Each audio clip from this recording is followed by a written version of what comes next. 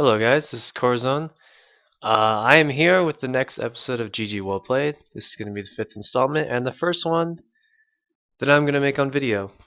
I recently got a new computer. It's pretty awesome, capable of streaming. So I'm going to be doing a lot more stuff on video. I'm going to try and stream a lot more. Where's my notepad? I had some other stuff written down. Yes, okay.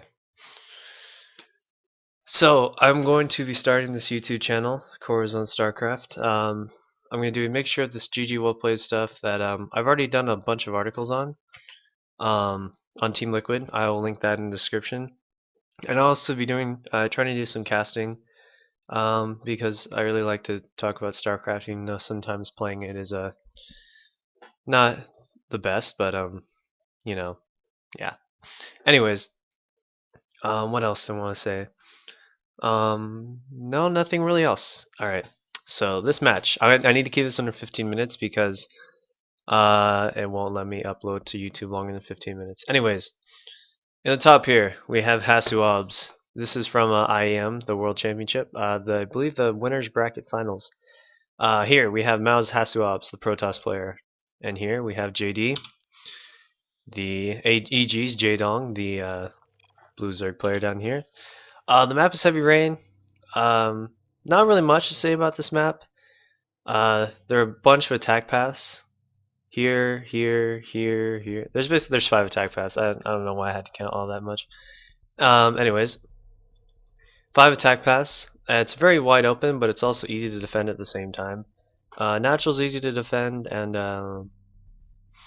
if you can defend your third base, you basically, the only entrance is here. If you can defend this area, then basically you've got all 3 bases protected. As long as you can keep an eye on your bases here, as long as you can keep an eye on as many attack paths as possible, which could be done with the use of overlords and observers, and/or pylons / buildings.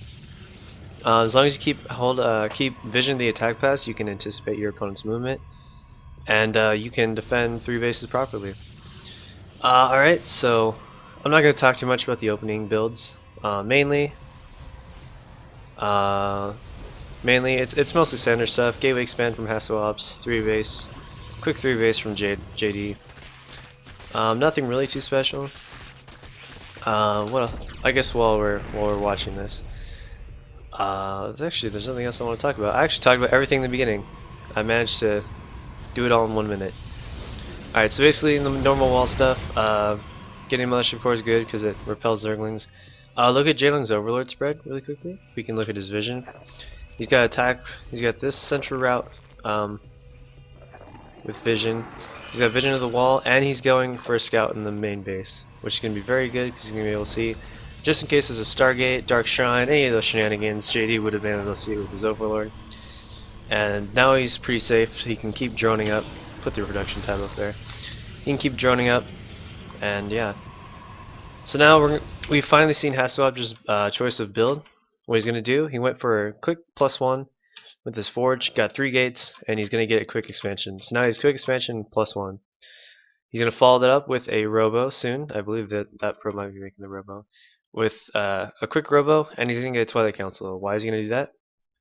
So right when these ground weapons level 1 finishes, right when +1 attack finishes, he's going to be able to get +2. And if he can get that advantage, he's going to be able to ride it out really well towards the late game. Now JD, he's got 16. He's got basically good saturation, full 3-base saturation. Basically really standard stuff. Zergling speeds, roaches. He's going to make some roaches and Zerglings. He's going to try and pressure he's going to try and pressure his own third. No, he's going to try and pressure HasuObs' third. And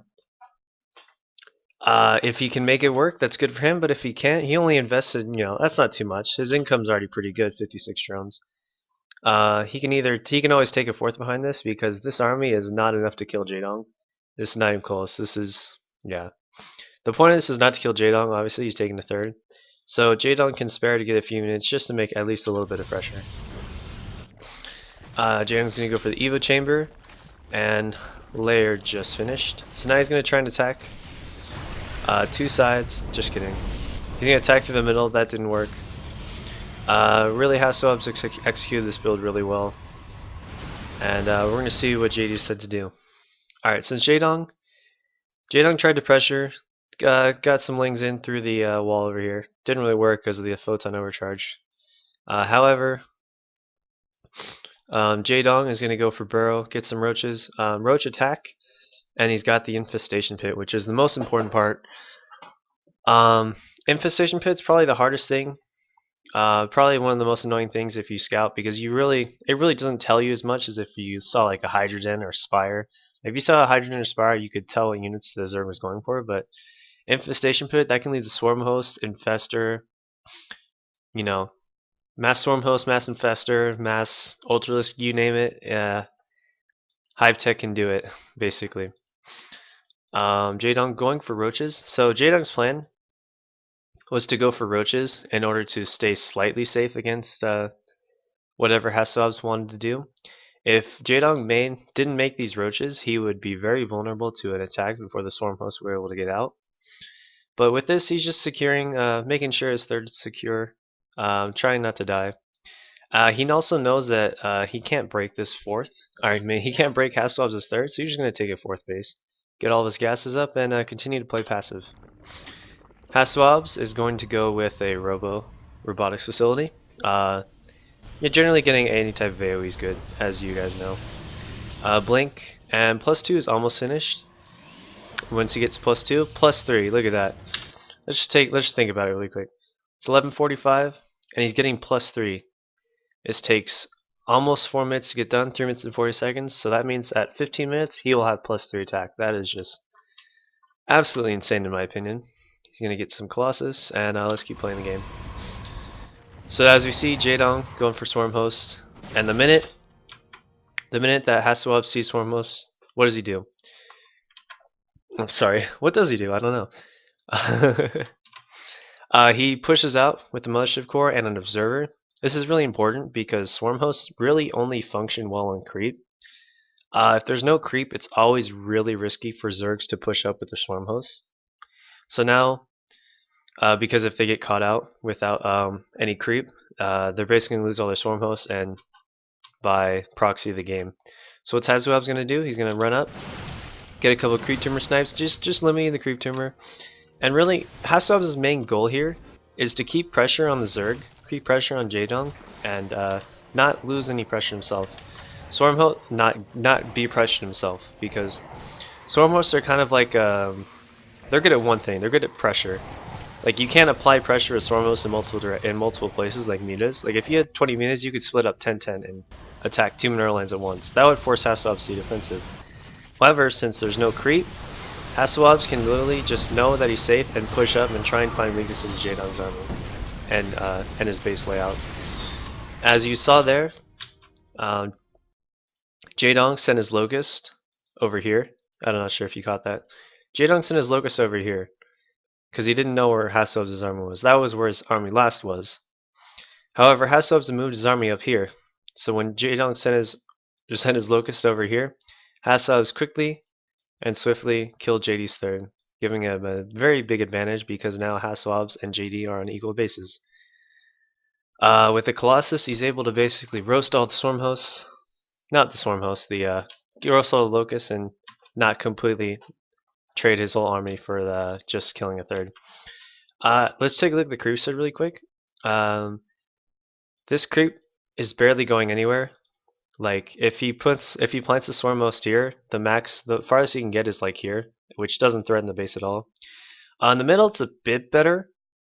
He can probably threaten like these gateways, but the Locust would die soon after. And on this side, he's nowhere close. He could threaten maybe here. That's where the Locust range would go. Basically, HasuObs is completely safe from the Swarm Hosts. He's forced Jaedong into a position where Jaedong's on the defensive and HasuObs is on the offensive, so HasuObs can really control the tempo of the game and do whatever he wants, really. Behind this, HasuObs getting High Templar Storm. The more AoE you have, the better. Let's see, what am I? I'm trying to look at my notes, see what's going on. And basically, for most of this game, HasuObs is just dancing around the front of Jaedong's bases, trying to find a weakness and trying to catch Jaedong out of position. So now Jaedong gets the Locust. Jaedong, the Locust kind of force him away, and look at HasuObs killing, making sure to kill the creep tumors in order to limit Jaedong's attack potential. And Jaedong's trying to do these little attacks with the roaches, but literally that's all he can do. Like his swarm hosts are standing here and are doing really nothing. Like it's very good play by HasuObs, and it's kind of textbook play against swarm hosts, just to keep dancing around the map and trying to do as much as you can. Alright, we're gonna speed this game a little bit. We're gonna go ×8. Don't die on me. Don't die on me, computer. Okay, anyways. HasuObs going for, he's gonna go for 5 Stargates, and was that, oh, he's gonna go carriers apparently, and a fleet beacon. Now I'm guessing his choice, I've seen this read before, he's eventually gonna go Tempest, but I don't want to get to that point because that would be past 15 minutes probably. So really, why are Tempests good? Tempests are good against swarm hosts, this kind of tanky, or not tanky, this kind of turtley play. They're good because one, they have long range, which means they're able to outrange spine crawlers and spore crawlers and slowly chip away at Jaedong's defenses without taking any damage. They're also very tanky, so if they do get into a fight, they have a very good durability and are very likely to survive a fight. I'll keep this going while we're, oh, there you go, +4. In a fight, they would be able to not die as quickly, allowing HasuObs time to run away. As you can see, he killed the 4th here. He killed he killed the 4th, and now it's 5 base against 3 right now. Look at the income, almost double. Okay, 3 more minutes. All right. Lastly, they're more mobile than Colossus, simply because Colossus have to walk around. They can cliff walk. Sure, they can cliff walk, but cliff walking doesn't actually can't actually get you as, they can't get you everywhere, unlike what air can. And yeah, that's basically it. HasuObs just always keeps his army in front of the Locust. Doesn't give Jaedong any room to maneuver close to his base. Like this is the most that the Locust ever do to HasuObs' base. Just a light peppering of Locust, and simply that. Because HasuObs has gotten 5 bases untouched, and he's been able to kill this base once and this base once, and basically denied mining from this base. He's way ahead, as you can see in the bank. It looks really big, but this bank will go down very quickly for Jaedong. And HasuObs can just continue making Tempests, and yeah. Lastly, you won't see it here, but HasuObs eventually makes an Oracle for Revelation, which is good because then the Tempests can shoot even farther at their full giant, like 20 range or whatever it is. And lastly, he's going to make some Void Rays. This is crucial because he saw that Jaedong's composition is he has a lot of corruptors. I can take a look right now. Jaedong has 25 corruptors, and Tempest won't exactly win in a fight versus Mass Corruptor because their damage is more dealt towards just high impact, but less you know, it takes a long time, you know, less attack speed. But Voiders are very good. Obviously, they have their prismatic alignment, which beats armor units such as Corruptors. Also, Storm would help. Storm helps, and the Mothership helps because that means the Colossus and the High Templars can just sit there and not take any damage because Jaedong will not have any detection. And yeah, that's basically it. Jaedong just keeps barreling, or HasuObs just keeps barreling down Jaedong's door, trying to find weaknesses, and is able to keep his bases relatively unscathed because Jaedong is forced to defend his own bases. So basically, what we learned against Swarm Hosts: 1, don't panic. 2, make Tempests, they're really good. And 3, always stay on the offensive and try and exploit positioning with the immobility of the Swarm Hosts. Yeah, that's basically it. HasuObs played a really good game here, and it's definitely a deserved victory. Alright, I'm just gonna let this play out while I do the outro. Alright guys, I hope you enjoyed this.